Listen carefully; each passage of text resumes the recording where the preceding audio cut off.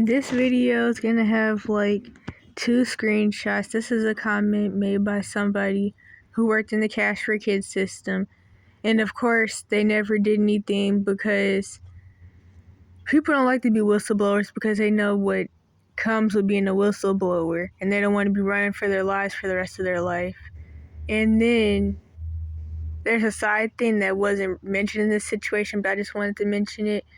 People who work in the Cash for Kids system commonly end up getting PTSD themselves from not having to, but from watching kids be abused and drugged and tied to beds and all that stuff that goes down in the Cash for Kids system.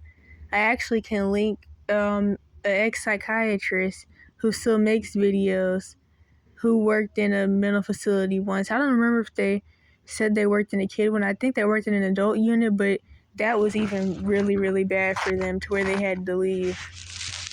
But yeah, they commonly get PTSD from that, from either watching kids be abused or taking part in abusing kids themselves, which I mean they technically always are since they're being an enabler or they're watching it and then helping gaslight the kids and make them feel like it's their fault that they had the trauma symptoms, which worsen due to the stuff that goes on in the Cash for Kids system. If I remember what video this was, then I'll link it in the description. I do remember from the first 2 times I tried to make this, that this video was about women coming out about sexual abuse in a juvenile jail, which of course the juvenile justice system is one of the many branches of the Cash for Kids system. And it's being a ward of the state, just like being in foster care is. But yeah, so anyway, I worked at 2 of the juvenile halls, oh my gosh, approximately 15 years ago, and it was terribly corrupt. Probation officers would steal the kids' shoes and resell them, would choke them, beat them, and sexually assault them.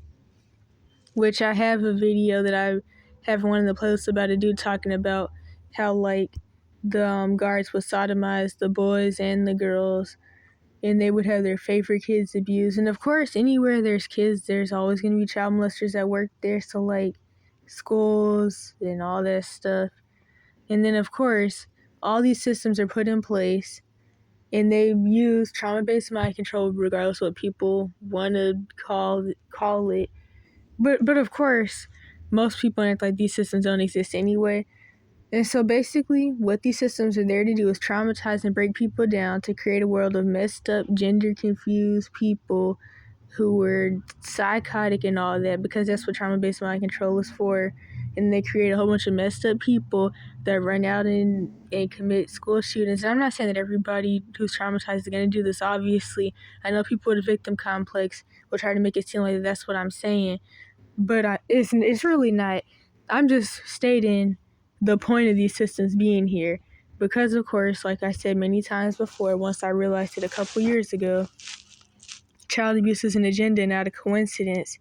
And the whole point is to make a world of messed up people. Because in a communist society, what are they going to do? They're going to turn out and traumatize the kids, and then they never become fully functioning adults that can think for themselves. So anyway, back to the point. It's been an open secret that these crimes have been going on, and no one in the upper levels of management at the country level would address it. I'm not hopeful that these things will change, but I'm glad these brave women get to sue for what was allowed to happen to them. Then someone said, this story is so important. And then someone else said, so you saw these things, and what did you do or try to do to help these kids? And I didn't screenshot them, but I should have. Someone else said, of course the person didn't do anything because they're probably going by the motto or something like that, that they just have to think about their kids that they have at home that they're working to make money for, and that's all people think about. And honestly, I really feel like if you can be in situations like this and watch people get sodomized and go through Virgo-vasal ritualistic abuse, because I mean, of course, all types of abuse are going to be demonic rituals anyway, you can't really care about your own kids, I don't think. I found out last year that my grandfather and his friends were doing that to the young people he was a probation officer over. This is actually really common.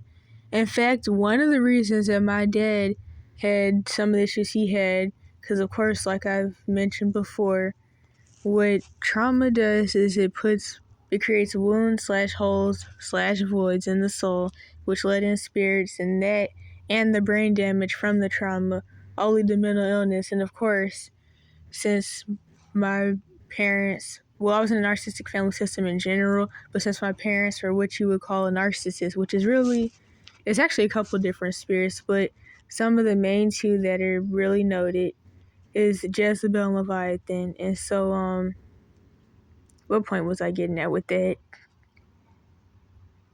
Yeah, so I don't even really remember, but one of the things that led my dad to becoming a narcissist is that when he was younger, he lived in this town in South Carolina where there was a whole bunch of the usual Freemason lawyers and judges and PO officers. And basically, they were all ritualistically sexually abusing the kids. And they had even talked about doing stuff to my dad, but he said no. Of course, when you're in abuse situations like that, what you say doesn't matter. So whether something did happen or not, I don't know. But he said no, and then he told his mom and his uncle, and then they tried to fight the P officer or whatever. Because basically, what they were telling my dad is that if he let them do Virgo Vasal sodomy rituals on him, that they would remove his charges. I don't know why my voice is cracking. Probably because I don't know. It's just a sad situation because people really don't think about, or people don't seem to care about how serious these issues are and how much they affect people. And then they create a line of generational curses and messed up people calling themselves having kids that really shouldn't be. But yeah, so anyway, there was that, and then my dad told me a story about how one of the officers, well, the PO officers or lawyers or whatever, had a gay son. And of course, people say what they want to say these days, but that stuff commonly comes from trauma. It doesn't even have to be sexual trauma. It could just be an absent parent or other things that I just label off as family dysfunction in general. So like the absent parent or just having a messed up family, because of course perverted family systems are going to make confused perverted kids. But anyway, then it could also be generational iniquity, but in this situation it was most likely sexual abuse just because of all the context. And so in that lawyer's house who had the son, they had pictures of basically naked boys on the wall in the hallway and stuff. My dad had told me about all that once when he was going on one of his like dissociative manifestation type rants, which I used to have a video of back when I had the evidence channels, but well, before CPS deleted them got them deleted after snitching about them in 2022. But yeah, so I had a video of my dad going on some other manifestation rant where he was saying that he had been alive for over 5,000 years. The things that demons commonly say. Definitely not the sexual abuse thing. I actually think that might have happened a little while before I started the whole video thing. But yeah, so anyway, where was I last at? I think it was probation officer. Him and his friends would take them upstairs and do abominable things to them. I'm sorry for what has occurred to you guys in these prisons. By the way, we never came around him except for one time as a young girl. And then someone said, oh wow. Honestly, the thing about this is that families always know when they have people like this, especially due to the fact that being pedophilic or whatever doesn't start in adulthood. I don't know why people think that this just starts once somebody turns 18. It actually starts in childhood and then it's ignored. Of course, the mental health system couldn't do anything about this anyway, since mental illness isn't a physical thing. Although I know that pedophilia is no longer considered a mental illness for like however many years now, but still the point stands. They wouldn't be able to do anything about this anyway. But there's a lot I can say about that. But yeah, so I don't even know what I'm going to title this.